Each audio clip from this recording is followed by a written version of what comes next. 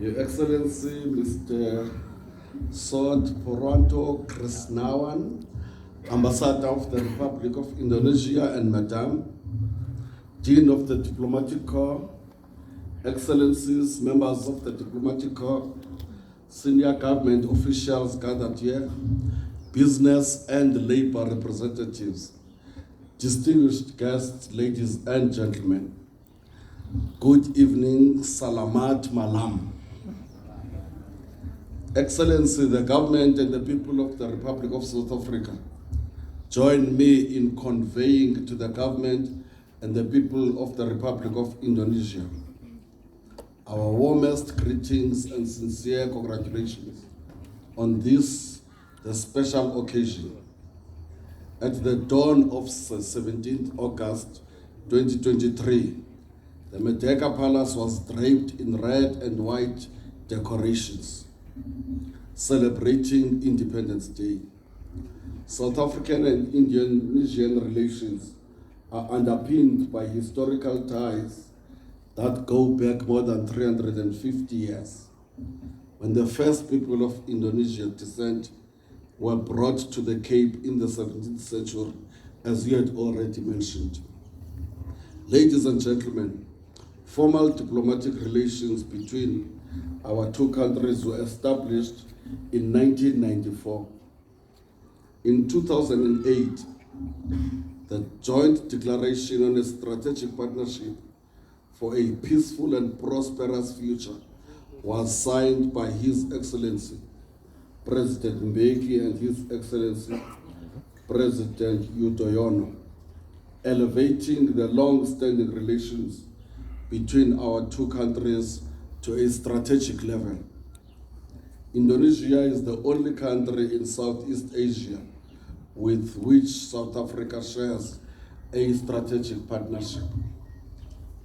The relationship between the two countries have been steadily growing, and there have been several exchanges of high-level visits to further strengthen the existing good relations.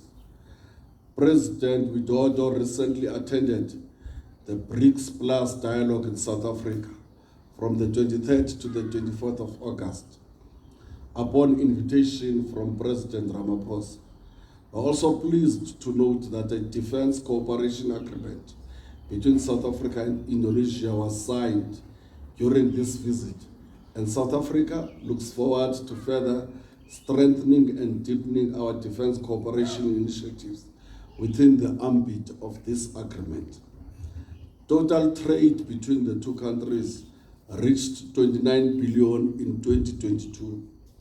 During a recent visit to South Africa in July this year by the Coordinating Minister of Maritime Affairs and Investment of Indonesia, Minister Luhut Binsar Panjaitan, and following a courtesy meeting with President Ramaphosa during that visit, it was agreed that South Africa would assist Indonesia in significantly increasing its imports of cattle and of soya beans from South Africa.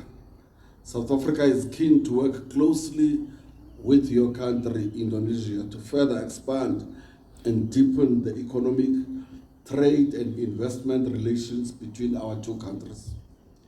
Ladies and gentlemen, 11th July 2023, at the ASEAN Foreign Ministers meeting chaired by Indonesia, South Africa was conferred the status of sectoral dialogue partner of Asia.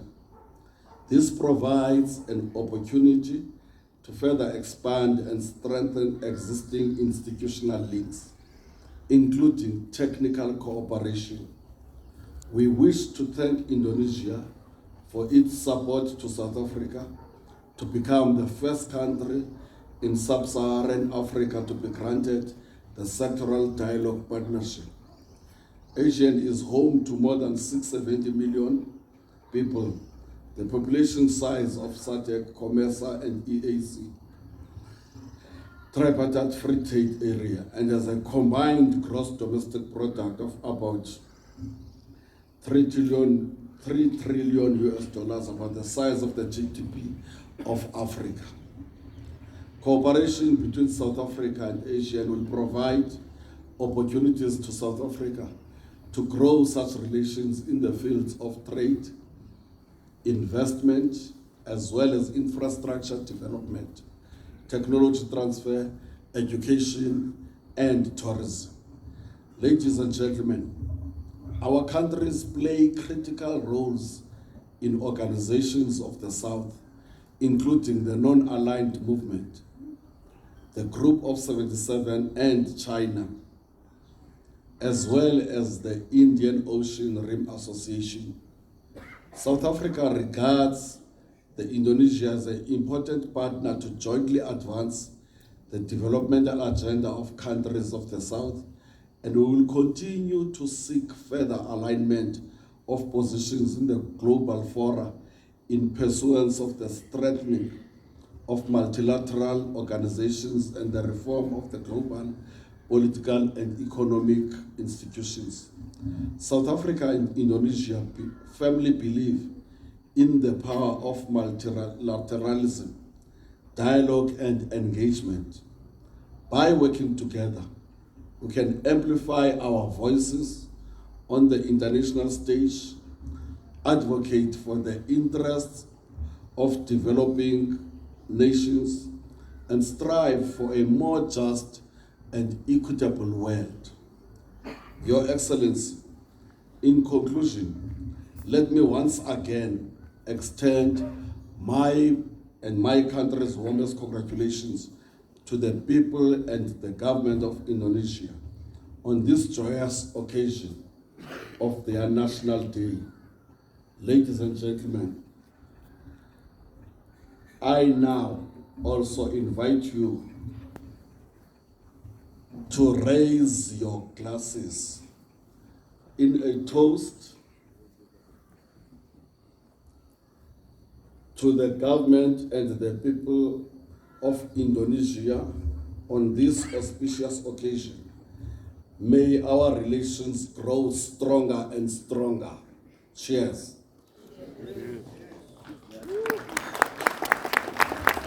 I thank you.